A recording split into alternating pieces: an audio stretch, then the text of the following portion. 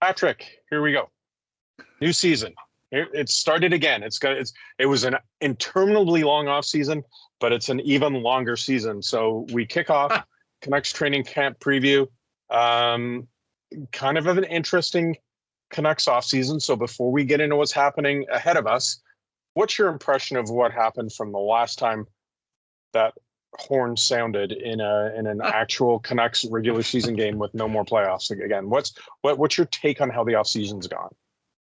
Well, first of all, Happy New Year, Paul. It's a Happy New Year. It's a beginning of a season. Everything's fresh, new start, new dreams, all that.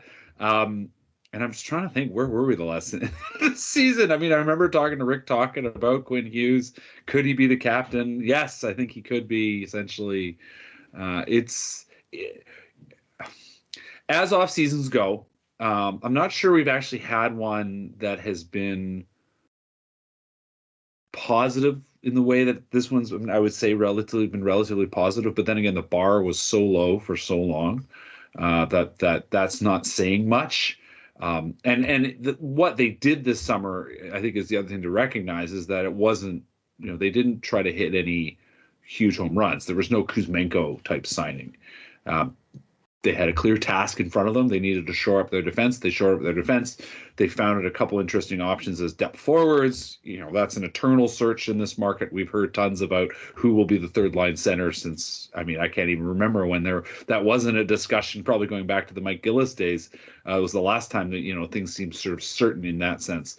And even now they have two guys, and we're not really sure who it's going to be. Although I think Pius Suter probably has the inside track, but you never know.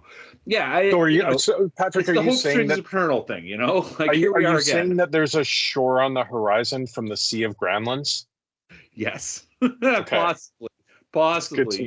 You want to think so? No, I think there's reasons to think that in just about every signing they made this summer, whether it was Carson Soucy or Ian Cole or Matt Irwin or Pius Suter or Teddy Bluger, you could understand why each one of those moves was made, and there wasn't a sort of a Jay Beagle, you're paying how much for what type signing.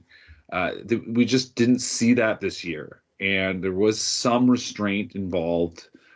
So from that standpoint, yeah, I do go back to a point others have made, that in the wake of especially the early days of free agency, no one was declaring the Vancouver Canucks losers, but no one was declaring them winners either, right? This was a team that did sort of what it needed to do, but you don't look at this team saying, they're 100% in the playoffs. they should be a playoff team, but we've said this before. We said this last year. We said that the year before. And look at the disappointment both those teams got up to start the season. So that in the end is the storyline. Once again, how will this team start the season? Certainly the players themselves have been talking in those terms. They know they need a good start. They're going on this road trip once again. They can't come back with 4 or 5 losses on the docket. They need to have a good start to the season. It's pretty simple. Okay, now as I know the young stars happened in Penticton, but as they are crossing the Sea of Granlunds in a ferry and getting to Victoria for training camp, what can we expect in camp? Are there real jobs? Again, I'm not gonna always bleed on about being the old guy, but right. I remember the Bill LaForge training camp and Pride, Hustle, and Desire, and trying to change culture. Or I remember legit 5-6 jobs would be up for grabs in training camp. You didn't have free agency then. It was more like you're locked into the team you had, and when the team was bad, which the Canucks often were, it was trades, and basically your prospects would be fighting for those spots, and there seemed to be real competition. It never really seems to play that way anymore. I would guess you could probably pick the opening day roster right now before they even have an official training camp scrimmage. Well, pretty close. There are a few question marks. How will Niels Höglander make the roster? Will Vasily Podkolzin make the roster? I think those are two interesting question marks. Young players that certainly once had a lot of hope tied into them. I think realistically, the team should still have hope tied into them. They are the future. That you need younger players who aren't making a lot to be playing very well. There's an efficiency element, and that obviously is what the salary cap has done to how we discuss teams. But that is what you need. Obviously, the sort of top end of the defense core is pretty obvious with the likes of Quinn Hughes and Philip Hronek, but who ends up playing with them, I think, is an interesting question. I think Ian Cole probably is the one who ends up with Philip Hronek. Who ends up with Quinn Hughes is a good question. Will it be, they like Noel Juleson at the end of the year, but Noel Juleson, let's be clear, has generally been a minor league player. Will Tyler Myers still be here? There's a bunch of guys on the left. Jack Rathbone, who I wrote about last week, probably well down the list behind the likes of Christian Wolanin. And I mentioned Matt Irwin, who can play both sides, who played, was signed to be the depth guy and could very well play in the AHL this year. But he played 60 games for the Washington Capitals last year. Like that this is a guy that's still in his element, still, has something to give. Guillaume Brisebois, who probably is a minor leaguer as well, but there's an interesting, if you're interested in the stuff around the edges, an interesting one. And, a guy I wrote about on Friday, Jet Wu, who, I think is closer to finding NHL minutes than people maybe realize, because I mentioned Jules and I mentioned Irwin, both those guys. One of those guys is probably not going to start the season on the NHL roster, but if you're looking for right shot defenseman in Abbotsford, it's one of those guys and Wu, and they're probably, if there's an injury to a right side defenseman, one of those guys is going to be the first call up. It is there's interesting stuff around the edges, but yeah, Elias Pettersson's going to be your number one center. JT Miller's going to be your number two center. I've already mentioned Hughes. Thatcher Demko is going to be your number one goalie. I think it's most likely Spencer Martin starts the season as the backup. Maybe Artur Shilovs, by the way, is how we're saying it. We're pronouncing it the Latvian way now. Could very well push out of the way, but your backup goalie is your backup goalie. It comes down to everything I said before. It comes down to the start, and that comes down to can they kill penalties? Can they play defense? And is Thatcher Demko the player that we believe he is, the guy that we saw in the second half of the season after he came back from his hip injury, and not the goalie that started the season so badly a year ago?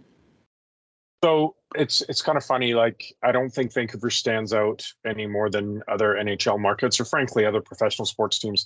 But we have the Jesse Schultz, Mason Raymond legacy, where someone has a good shift in training camp, and everyone thinks they've seen this revelation, and everyone's writing and talking about this great uncut gem that they've found. But honestly, you've raised a couple of very intriguing names for me. Guys like Jet Wu and Jack Rathbone. Yeah. 3 years ago, everyone was like, "Oh my God, the Canucks! Their scouting department is it's making a mockery of the rest of the NHL. These guys, how did we get them at that position in the second round or whatever?" And then their stars kind of diminished a little bit. The progress wasn't there, and we talk about this a lot. It takes defensemen a lot longer to round into NHL form. But these are guys who were once hot prospects, didn't live up to the hype, maybe discarded. Are they seriously ready to make the jump, and can they be productive NHL players, or are they sort of in a last chance saloon where if things don't go well here, it's time to move on completely? Well, in Rathbone's case, yeah, I think he is at last chance saloon. I mean, good guy. He certainly, I talked to him, 10 days ago or whatever it is now. He one of those guys who's happy to see you. He very much aware of sort of the twists and turns of his own career. He's living it after all, and a guy who obviously was having a really miserable time last season to begin the year, but found his way finally a little bit after a little bit of sort of TLC from, I think, Jeremy Colton and his staff down in Abbotsford.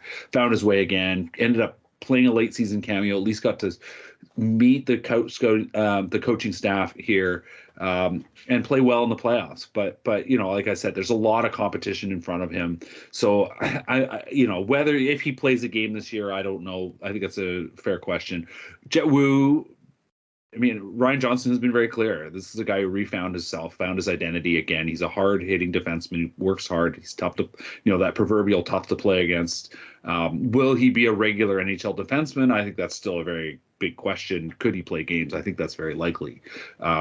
You're right. I mean, these were guys that were fawned over. We talked about those 2017, 2018, 2019 drafts especially as years where the Canucks did well, and picked interesting players with the picks they had.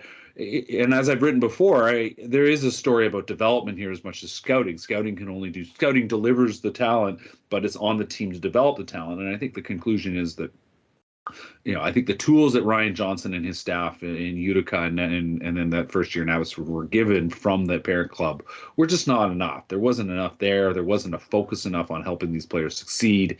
And as a result, there were players like Cole Lind and Jonah Gadjevich who now are on other teams and other organizations who lost their way and could have been effective depth players. I mean, that's what you're trying to do in the draft is find effective depth players who are going to make your overall salary cap structure efficient and of course be good players. Like that's the most important thing, and useful players on your third and fourth line, on your third pairing defense, and so on and so on. And the Canucks really did a poor job of that. So now we're back in that window. Can this new philosophy that came in last year with Colleton, this sort of upbeat element, trying to find more to it with all these development coaches they have there, the Sedins, obviously being here locally, the likes of Mike Komisarek and Michael Samuelson who are working elsewhere, Marco Terenius, who's the goalie coach who's meant to be in Abbotsford but also spend some time working with the goalie prospects. Can all that work together? You're absolutely. We're certain it's sort of the first step towards that being an effective process, which is something that Patrick Alvin and Jim Rutherford, who when he was in charge in Pittsburgh, I mean, that was something they really worked on in Pittsburgh. And there's a number of stories, Teddy Bluger being one of them in Pittsburgh, guys that they were able to kind of take, okay, you have potential to be an NHLer, but are you going to be an effective NHLer? And that's the task. It's not just getting a guy to play some games. It's getting a guy to play, 200, 300 NHL games and be sustaining and useful as a depth player. And you're right. Like I said, Rathbone's a question mark. I think Wu is an interesting question. We'll see how things go. So we'll kind of wrap up here with a little bit of I don't even like to call them predictions because we're not even into proper camp yet. But I do want, obviously there's a lot to find out before they drop the first official puck of the season. But I am curious to your overall sense as we do get the calendar started here in terms of the hockey season. Assuming that we know that Quinn Hughes, Elias Pettersson, and probably I would put JT Miller in that mix as well, or you feel free to take them out, they're going to be good. And we know that obviously they are going to, they will perform. And, certainly if they don't, the Canucks are in real trouble. But I would say at least the top two, maybe the third one in that equation. We know they're going to be essential for the Canucks to push on the season. Give me two or three other players who you think need to have big years, who you're expecting big things from, or you're expecting, maybe their game to go up a level or two. Well, Andrei Kuzmenko, obviously, had such a strong first season, surprising, I think, just about everybody, even perhaps himself, with how many goals he was able to score. The idea of him scoring 39, 40 goals again, it's going to be a big challenge. This was a guy that just about everything he touched last year went in. But he himself has talked about he knows he needs to shoot more, and we can see why. He's got a great shot. So if he can, even on volume, get back to 30 goals, I mean, that's a huge thing for this team. Obviously, that would also probably be a statement about how much he's playing, and he's won the trust of his coaches. I know there was frustration, and we certainly heard it at the end of the season from Rick Tocchet about sort of his two-way game, and Kuzmenko nodded at that when I talked to him a couple of weeks ago in UBC, just talking about his off-season training and having his trainer everywhere with him, and his tightened up his diet and on and on and on. Here's a guy that is a showed he could be a top scorer. They want him to continue to be that. They will be cautious to have him turn into sort of a one-hit wonder of Mason Raymond. Mason Raymond was a very effective NHLer for the Canucks, but he had that 25-goal season and then just could never quite get to that standard again. And that they wanted him to be a secondary scorer. He became a decent, he had a good career, right? But and I don't think anybody would say his career was disappointing, but there was a moment in time where you said this is a secondary scorer or a near top line scorer that can be effective for your team. And they, Kuzmenko will want to dodge something like that.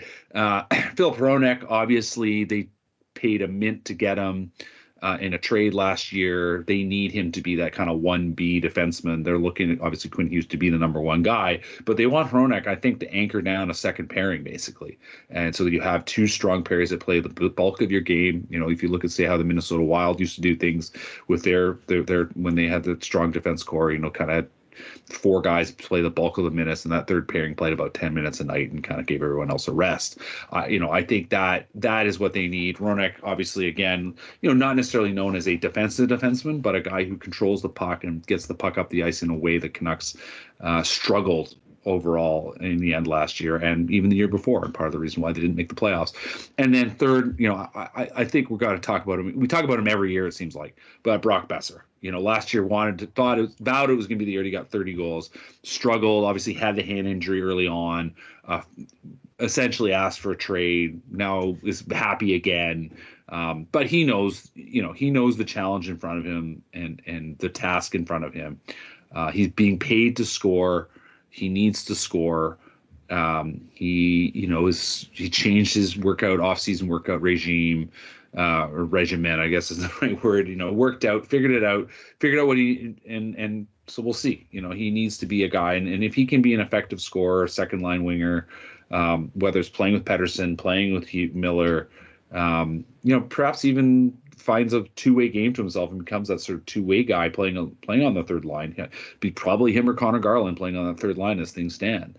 So Besser to me is the other guy, and if they can get that out of him, then they're feeling great. Will the Canucks make the playoffs? Oh boy, yes. I mean, I say yes. So yeah. Selfishly, I'm going to say yes. I do recall doing videos with yourself and Ed back almost 2 buildings ago. Yeah. Jesus Christ, talking about Jim Benning and the makeup of the team. And one of the great points I remember Ed making back then was like, Connor McDavid, Johnny Gaudreau, obviously not there anymore, like Nathan McKinnon, basically talking about these young bucks in the Pacific and in the West that the Canucks had to climb over to get to the playoffs. Well, add Vegas to the mix since then. Seattle, LA. Big surprise last year. Yeah. LA have rebounded and already rebuilt while the Canucks are still avoiding that word. Calgary, obviously, they've gone through a dramatic plummet from where they were a couple of years ago, but they still have some pieces that I'm sure they're hopeful to rebound under a different, more modern coach. So, it's not an easy task. This is a tough place to play when you look at the teams around them. I mean, the last 2 Stanley Cup contenders are going to be in their face, or Stanley Cup champions are going to be in their face. Exactly. And then, these other teams that are coming. So the fact you think they will be able to get into the playoffs, do you think they'll be able to make noise in the playoffs? Well, I mean, I wrote a little bit about this sort of the idea of get in and anything can happen. And listen, the best teams tend to win in the end. The first round, maybe you can win a first round. I mean, we saw the Canucks in the bubble.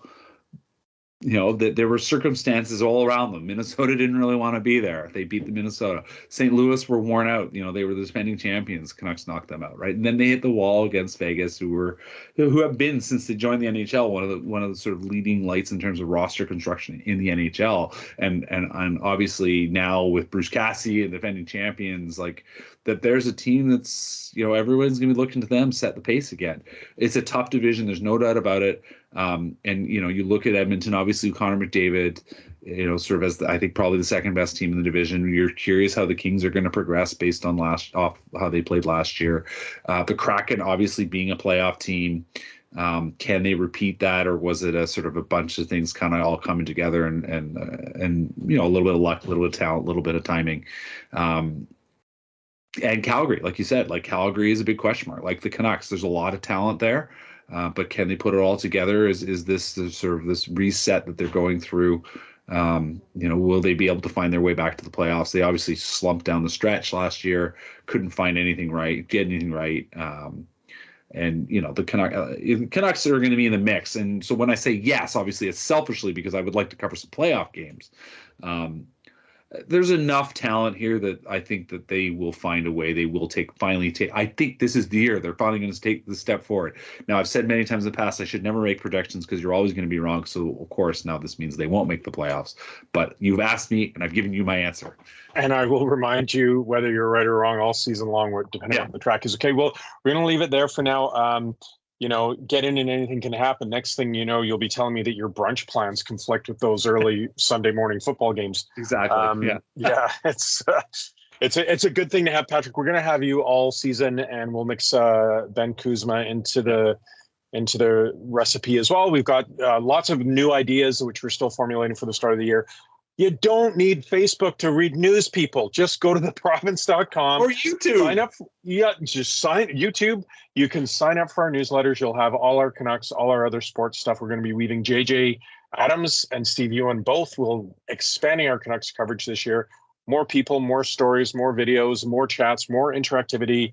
Looking to put together a fan council, reach out the various. If you're not smart enough to figure out how to reach Patrick and I to be involved, then we don't want you on the fan council. If you've made it this far in the video and you'd like to be, there's just some of the things we're kicking around. It's going to be an exciting year. Looking for something different from the Canucks, and you can find something different from us too. So, Patrick, enjoy training camp. Everyone listening, enjoy training camp, and we will see you at some point next week.